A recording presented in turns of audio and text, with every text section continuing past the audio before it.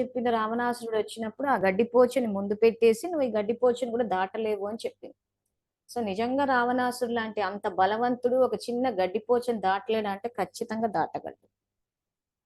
కానీ ఇక్కడ ఎప్పుడైతే పరమాత్మ స్మృతిలో ఉంటామో ఆయన యొక్క రక్షణ కవచంలో యోగరూపి కవచంలోకి వచ్చేసినప్పుడు ఏమవుతుందంటే ఎవ్వరు ఒక అడుగు ముందుకు వేయలేరు, ఒంటి మీద చేయి వేయలేరు. అసలు అడుగు ముందుకు వేయడం కాదు కదా, వాళ్ళ దృష్టి కూడా మన మీద పడదు.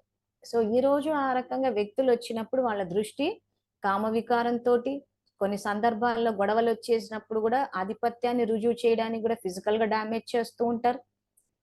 సో అలాంటి సందర్భంలో ఆ దృష్టి యొక్క ప్రభావం కూడా మన మీద పడదు. అంటే అంత శక్తి ఉంటుంది బాబాలో. అది ఎప్పుడు మనం ఆయనకి కనెక్ట్ అయినప్పుడు, ఆ రకంగా ఆయనకి కనెక్ట్ అయినప్పుడు ఆ యోగరూపి కవచంలోకి వచ్చేస్తాం. అది ఎవరికైనా సాధ్యమే చెయ్యాలి, కానీ ఆ పద్ధతి ఇది నిరాకారుడికి కనెక్ట్ అవ్వాలన్న విషయం తెలియాలి. సో కాబట్టి రామాయణంలో ఆ సీన్ పెట్టారు. మహాభారతానికి వచ్చేసరికి ద్రౌపది కీచకుడు అని చెప్పి ఒక సీన్ చూపించారు. ద్రౌపది వస్త్రాపహరణం ఏదైతుందో అది డిఫరెంట్ సీన్, నేను తర్వాత ఎక్స్ప్లెయిన్ చేస్తాను. ఇప్పుడు మనం మాట్లాడుకునేది సెక్యూరిటీ గురించి కాబట్టి ఇక్కడ ద్రౌపది విషయంలో కీచకుడు అడ్వాన్స్ అయినప్పుడు ద్రౌపది వెళ్ళి భీముడికి చెప్పినట్టు చూపించారు. అంటే ఈ రోజు మనకి సెక్యూరిటీ ఇష్యూస్ వచ్చి ఎవరైనా అడ్వాన్స్ అయినప్పుడు వెళ్ళి ఇంట్లో భర్తకి చెప్తే వాళ్ళు వచ్చి, ఇప్పుడు భీముడు వచ్చి ఫైటింగ్ చేస్తాడు కీచకుడితోటి, ఆ టైప్ లో ఎవరు ఫైటింగ్ చేసే పరిస్థితులు లేవు ఇక్కడ. సో అక్కడ చెప్పదలుచుకున్న పాయింట్ ఏంటి అని అంటే భీముడు ఆత్మబలానికి నిదర్శనం.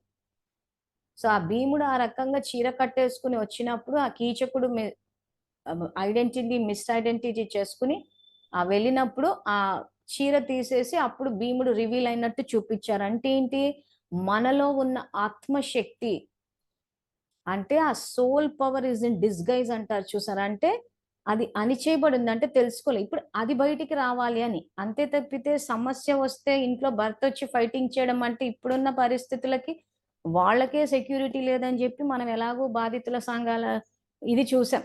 సో వాళ్ళని వాళ్ళే రక్షించుకోలేనప్పుడు ఈరోజు మనల్ని రక్షించడం అన్నది ఇంకా అసంభవం అక్కడ. సో ఇక్కడ ఏమైంది, సెక్యూరిటీస్ ఇన్బిల్ట్, రక్షణ అన్నది ఎవరికి వాళ్ళకి ఆత్మలోనే పెట్టేశాడు బాబా. సో కాబట్టి ఈ రోజు భీముడు అని అంటే మహాభారతంలో ఆత్మబలానికి ప్రతీకం అక్కడ. అంటే ఈ రోజు ఆ రకంగా ఎవరైనా అడ్వాన్స్ అయినప్పుడు మనలో శక్తి ఉంది, మనలో అంతర్గతంగా శక్తి ఉంది అని చెప్పడం కోసము. సో భీముడు అంటే ఏంటి, అక్కడ జీవిత భాగస్వామి, అంటే మన జీవితంలో అది భాగం. భీముడు ద్రౌపది జీవితంలో జీవిత భాగస్వామి, అంటే ఆత్మశక్తి అన్నది ద్రౌపది, అంటే ధ్రువపదాన్ని చేరిన ఆత్మ, అంటే ఒక హైయెస్ట్ స్టేజ్. ధ్రువపదం అంటే ఉన్నత స్థితి. మీ కథల్లో ఉన్నత స్థితిని చూపించడానికి కొండలు వాడారు, అదే పాండవులు కొండలపైకి వెళ్ళినట్టు. సో అట్లా కొన్ని ఏంటంటే స్మృతి చిహ్నాలు ప్రతీకగా చూపించారు. సో ఇక్కడ ద్రౌపది అంటే ధ్రువపదం, అంటే ఒక హైయెస్ట్ స్టేజ్ లో ఉన్న ఒక ఆత్మ తనని కాపాడుకోలేరా అంటే చేస్తారు. సో ఎందుకు, ఏ రకంగా అంటే ఆ భీముడు అంటే రామాయణ మహాభారతాలు ఎక్కడెక్కడైతే వైఫ్ అండ్ హస్బెండ్ ని చూపించారో జీవిత భాగం అంటే మన జీవితంలో భాగము అని అర్థం. ఎక్కడెక్కడైతే పిల్లల్ని చూపించారో వాళ్ళంతా మన క్రియేషన్, మన ఓన్ క్రియేషన్ అని చూపించడం కోసం పిల్లలుగా చూపించారు. సో ఈరోజు ప్రతి ఆత్మలోనూ శక్తి ఉంది, అది మన జీవితంలో భాగం అది. సో ఆ శక్తిని బయటికి తీసినప్పుడు ఏమైపోతుందంటే ఈ కీచకుడు లాంటి వాళ్ళంతా సంహరించబడతారు అని, అంటే వాళ్ళలో ఉన్న కామ వికారము, ఆధిపత్య భావజాలము, అహంకారం ఏదైతే ఉందో సో అవన్నీ సంహరించబడతాయి ఎప్పుడు మనలో ఆత్మిక శక్తి బయటకు వస్తుంది. బయటకు వచ్చినప్పుడు సో మనలో ఆత్మిక శక్తి ఏ రకంగా బయటకు వస్తుంది, అనన్యాశ్చింతయంతో, అంటే అన్యుల గురించి ఆలోచించకుండా ఎప్పుడైతే పరమాత్మ గురించి ఆలోచిస్తామో, సో నేను ఆత్మను, శాంతి స్వరూపాన్ని, శివ పరమాత్మ నా తండ్రి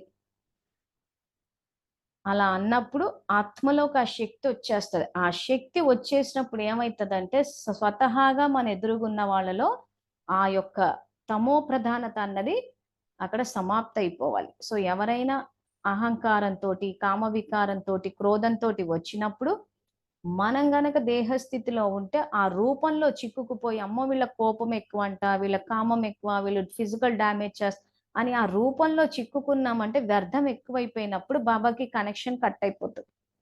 అప్పుడే సమస్యలు వచ్చాయి. సో కాబట్టి ఎప్పుడు ఆ రకంగా బాబా సాంగత్యంలో ఉండడం అంటే కొంచెం స్టార్టింగ్ లోనే కాస్త అభ్యాసం చేయాల్సి వస్తుంది. ఎందుకు అభ్యాసం చేయాల్సి వస్తుంది అంటే మనకి ద్వాపరం నుంచి అలవాట్లేదు కాబట్టి. ఆత్మ అన్న విషయాన్ని మర్చిపోయాం మనం. పరమాత్మని మర్చిపోలేదు. ద్వాపరం నుంచి కూడా సోమనాథ్ మందిరం కట్టి శివుని పూజలు స్టార్ట్ అయిపోతాయి కాబట్టి బాబా ద్వాపరం నుంచి కూడా సాకార రూపంలో ఉన్నారు. రకరకాలుగా గుళ్ళు కట్టారు శివాలయాలు కాబట్టి మనము ద్వాపరం నుంచి కూడా శివ భక్తులమే. అంటే కొందరు ఏమో కాస్త అటు ఇటు వేరే ఇచ్చేసినా కానీ భక్తిలోనే ఉన్నాం. సో మనకు శివబాబా తెలుసు. మేబీ బాబాని అనకపోవచ్చు మనం భాషాపరంగా, కానీ శివుడి గురించి మన జ్ఞానంలోకి రాకముందు కూడా మనకు తెలుసు. సో మర్చిపోయింది ఇక్కడ శివుని కాదు, నేను ఆత్మ అన్న విషయాన్ని మర్చిపోయాను. సో డైరెక్ట్ గా ఆత్మలోకి శక్తి నిండాలి కాబట్టే బాబా ఫస్ట్ ఇక్కడ మనకు ఆత్మజ్ఞానం ఇచ్చి నేను ఆత్మను శాంతి స్వరూపాన్ని, శివ పరమాత్మ నా తండ్రి అనేది కొత్త స్టార్టింగ్ లో అభ్యాసం చేయాల్సి వస్తుంది. ఆ తర్వాత మనం ప్రతి నిమిషం ఈ రకంగా ఇప్పుడు ఏదైతే మనసా సేవ చేశామో ఇది చేసుకుంటూ వెళ్తూ ఉంటే ఇస్తూ ఉంటే ఆత్మలో ఎంత శక్తి పెరిగిపోతుందంటే అసలు ఇలాంటి సమస్యలు సంఘటనలు అసలు జీవితంలోకి రావు. ఎందుకంటే ఇస్తూ ఉంటే ఆత్మలో ఎంత శక్తి వచ్చేస్తుందంటే ఆరోగ్య సమస్యలు, సంబంధాల పరంగా సమస్యలు. సో ఆత్మలో శక్తి నిండిపోయినప్పుడు ఆ శక్తి ప్రభావం శరీరం మీద పడుతుంది కాబట్టి శరీరం ఆరోగ్యంగా అవుతుంది. సంబంధాల పరంగా మనలో శక్తి నిండినప్పుడు ఎవరేమన్నా కానీ మనకు టచ్ అవ్వదు. సో కాబట్టి వ్యక్తులు ఆ రకంగానే ఉంటారు కానీ మన స్థితి పెరిగిపోతూ ఉంటది. సో మన స్థితి పెరిగినప్పుడు మన ప్రభావం వాళ్ళ మీద పడ్డప్పుడు అప్పుడు పరివర్తన. ఇది ముక్తి, జీవన్ముక్తిని ఇవ్వడము. బ్రాహ్మణులు ఏదైతే రాత్రి మురళి చదువుకుంటున్నామో సో దాని అర్థం అది. అంటే ఇక్కడ ఇస్తూ పోవడం.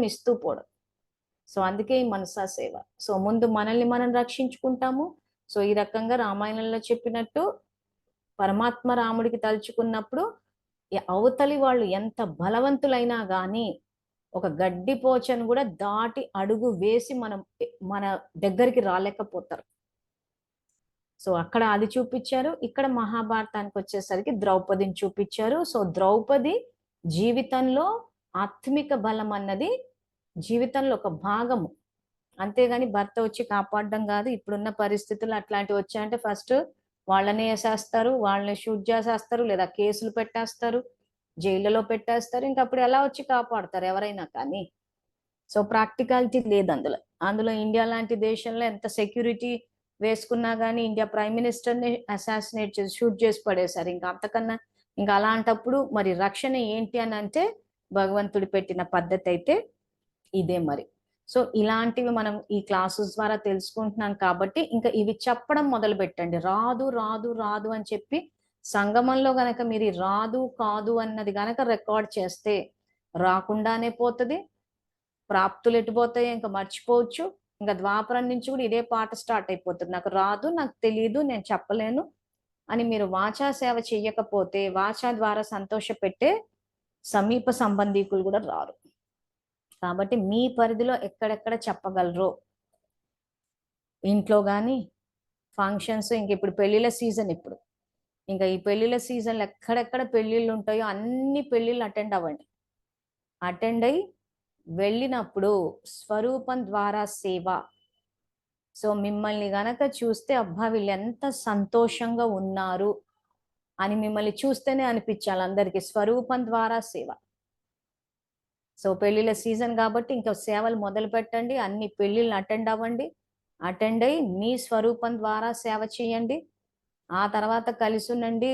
భోజనాలు తినాల్సి వస్తే తినండి కూడా.